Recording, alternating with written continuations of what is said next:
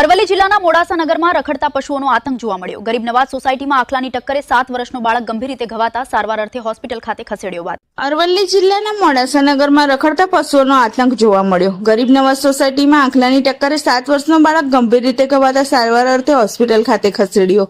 અરવલ્લી જિલ્લાના મુખ્ય મથક મોડાસા નગરમાં રખડતા ઢોરોનો ત્રાસ દિન પ્રતિદિન વકરી રહ્યો છે, જેના કારણે સ્થાનિક રહીશો અને વાહન ચાલકોમાં ભારે ભયનો માહોલ સર્જાયો છે।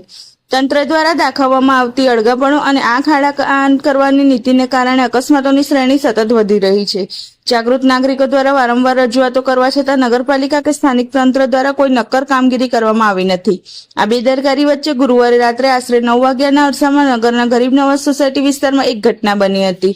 રસ્તા પર 2 રખડતા પશુઓની અંદર લડી રહ્યા હતા। પશુઓની બાખડપટ્ટી દરમિયાન ત્યાંથી પસાર થઈ રહેલો 7 વર્ષનો માસૂમ બાળક તેમની અડફેટે આવી ગયો હતો। પશુઓની જોરદાર ટક્કર વાગતા બાળકને શરીરે ગંભીર ઈજાઓ પહોંચી હતી।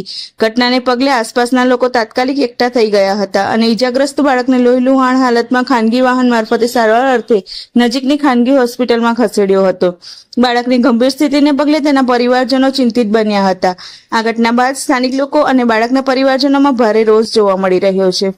પરિવારજનોએ વહીવટી તંત્ર સામે આક્રોશ વ્યક્ત કરતા માંગ કરી છે કે નગરમાંથી રખડતા પશુઓને તાત્કાલિક પાંજરે પૂરીને દૂર કરવામાં આવે, જેથી અન્ય કોઈ નિર્દોષ નાગરિક કે બાળક આવા અકસ્માતનો ભોગ ન બને। મારું નામ મોહમ્મદ વસીમ રફીકભાઈ સુથાર છે।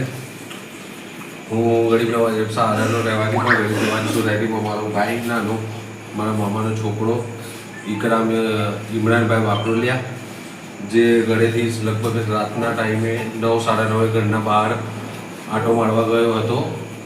ત્યારે બે ગાયો આખલાઓ ઝઘડા કરતા હતા, ત્યારે એને અડફેટમાં લઈ લીધો અને સોસાયટીના વિસ્તારમાં અને મખદૂમ હાઈસ્કૂલના વિસ્તારમાં બધી જગ્યાએ ગાયોનો બહુ ત્રાસ છે।